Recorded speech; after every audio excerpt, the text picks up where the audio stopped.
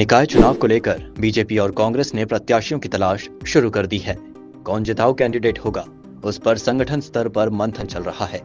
निकाय चुनाव की घोषणा से पहले राजनीतिक पार्टियों ने प्रत्याशियों की तलाश शुरू कर दी है। बीजेपी ने विधायकों व जिला अध्यक्षों से भी फीडबैक लिया है, लेकिन प्रत्याशी चयन को लेकर भाजपा में उहापोह की स्थिति देखने को मिल रही है, क्योंकि बड़े पैमाने पर विधानसभा व लोकसभा चुनाव में दूसरे दलों के नेताओं ने बीजेपी में पलायन इसी वजह से किया था कि उन्हें आगामी निकाय चुनाव में टिकट मिलेगा।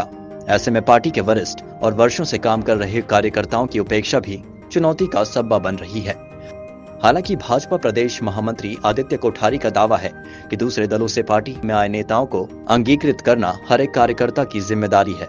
जहां तक टिकट बंटवारे की बात है तो वहां प्रत्याशी के निष्ठा और समर्पण पर निर्भर करेगा।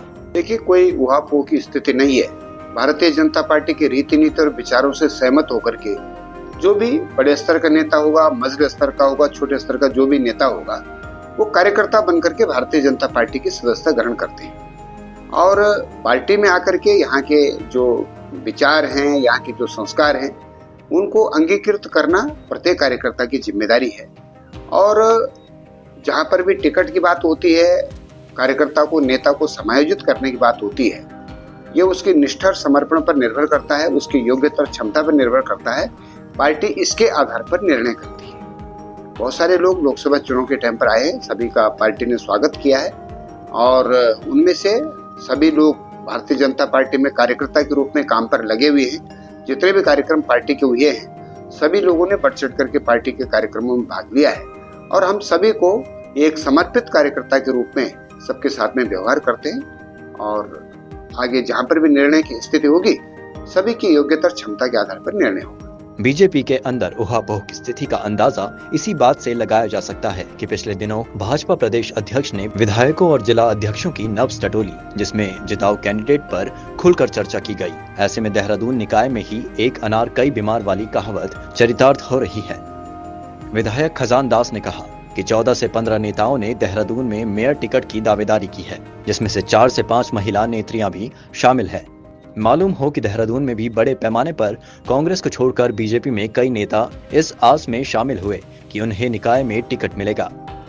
देखिए, अभी एक बैठक माननीय संगठन महामंत्री प्रदेश अध्यक्ष जी ने ली थी और समस्त जो हमारे जनपद है, हमारे जो संगठन के जनपद है वो 19 है।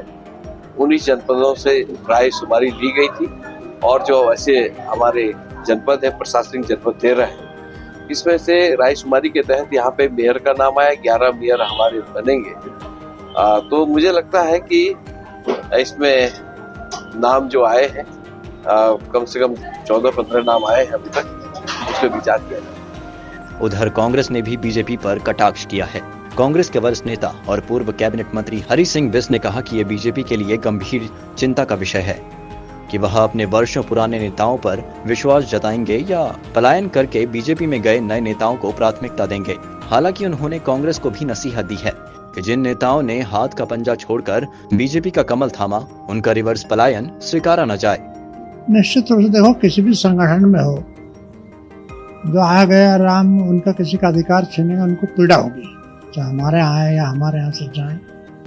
तो प्रायोरिटी ये तो पार्टी लेवल पर अपना आप तय कर रही है कि उनको दल बदल वालों को प्रायोरिटी दे या अपने मूल कार्यकर्ताओं जिनके वजह संगठन खड़ा है उनको प्रायोरिटी दे। ये गंभीर चिंता का विषय बीजेपी के लिए है इस समय, क्योंकि हमारे यहाँ से बहुत से लोग अपने निहित स्वार्थों को लेकर पलायन कर गए थे। तो ये उनके सामने समस्या खड़ी हो रही है। उनका आंदोलन मामला से हमको इस तरह कमेंट करना उचित भी नहीं लगता। जैसे समझे ठीक करें, लेकिन परिणाम कांग्रेस के पक्ष में।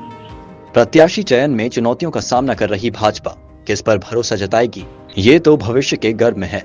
लेकिन बड़ा सवाल ये है कि यदि उन नेताओं को टिकट नहीं मिलता है जो इस आस में गए हैं कि निकाय चुनाव में उन्हें भाजपा अपने कमल के सिंबल पर चुनाव लड़ाएगी, तो क्या वो लंबे अरसे तक बीजेपी में टिके रहेंगे या फिर रिवर्स पलायन की स्थिति में होंगे। निकाय चुनाव की घोषणा से पहले ही उत्तराखंड भाजपा और कांग्रेस में जिताऊ प्रत्याशियों की तलाश शुरू हो चुकी है, लेकिन बीजेपी के लिए एक बड़ी मुसीबत भी सामने आ रही है। विधानसभा और लोकसभा चुनाव से ठीक पहले कई अन्य दलों के नेताओं ने बीजेपी का कमल थामा था, इस उम्मीद के साथ कि आगामी निकाय चुनाव में उनको भी टिकट मिलेगा। लेकिन अब जब निकाय चुनाव की घोषणा कभी भी हो सकती है, ऐसे में उन अन्य दलीय नेताओं को टिकट देना बीजेपी की प्राथमिकता में होगा या फिर अपने जो निष्ठावान कार्यकर्ता है उनका चयन भाजपा करती है।